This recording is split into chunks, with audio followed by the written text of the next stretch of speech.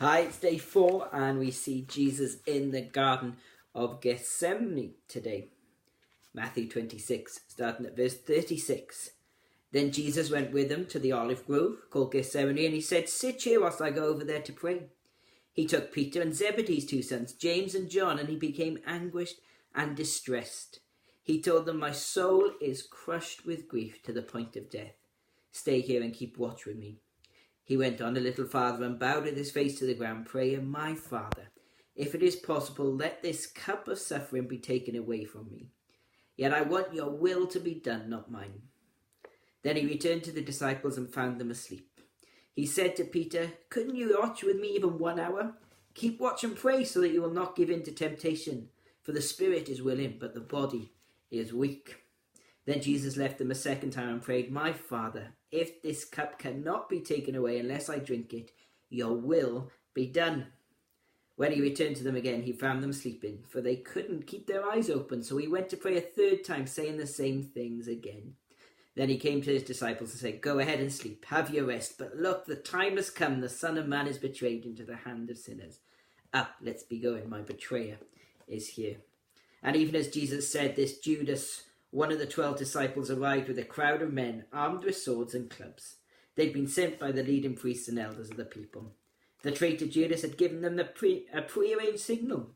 "You will know which one to arrest when I greet him with a kiss." So Judas came straight to Jesus. "Greetings, Rabbi," he explained, and gave him the kiss. Jesus said, "My friend, go ahead and do what you've come for."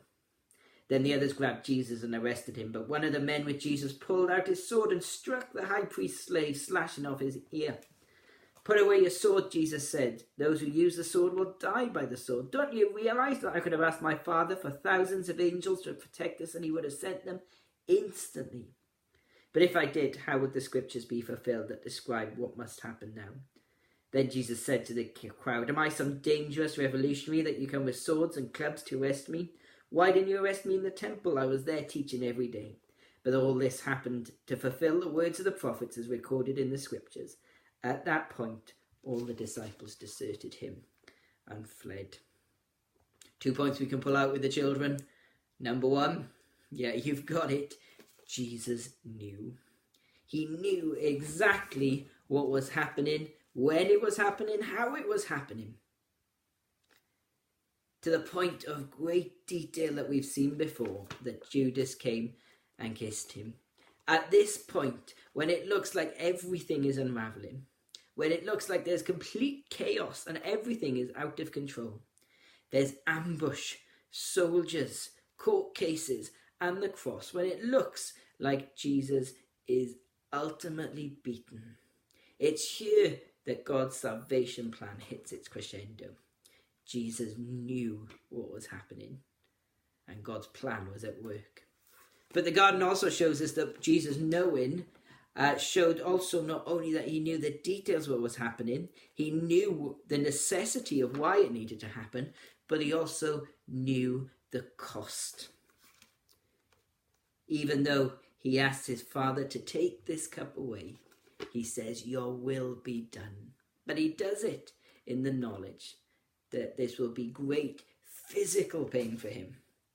But it's also going to be huge spiritual pain, bearing the cost of sin, bearing the sins of the world upon himself, separation from the Father for the very first time. And into this, Jesus says, "Your will be done." Which leads to the second point, that Jesus gave himself to be sacrificed. He went to the garden knowing exactly what was going to happen. He didn't put up a fight. In fact, even when one of the soldiers had his ear lopped off by one of the disciples, Jesus healed him. He went through the court cases where there were lies and falsehood thrown at him, and he didn't give a defense. And they hung him on a cross. Even then, he could have called angels down to save him, but he didn't. Why? Because he chose to sacrifice himself. He knew that was the only way to restore relationship with the Father. He knew that our sin could only be dealt with by him, the pure and perfect and spotless one. So he went to the cross willingly.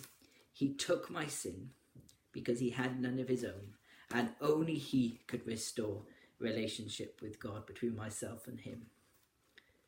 1 Peter tells me that. It says Christ Jesus suffered for sins once, the righteous for the unrighteous, to bring us back to God. It's the great news of the gospel we get to share with the children and remind ourselves that we're saved because of what Jesus Christ has done for us. Last day tomorrow. Remember though, if you've got any questions about what we've talking about, say them up and we'll discuss them on Sunday evening.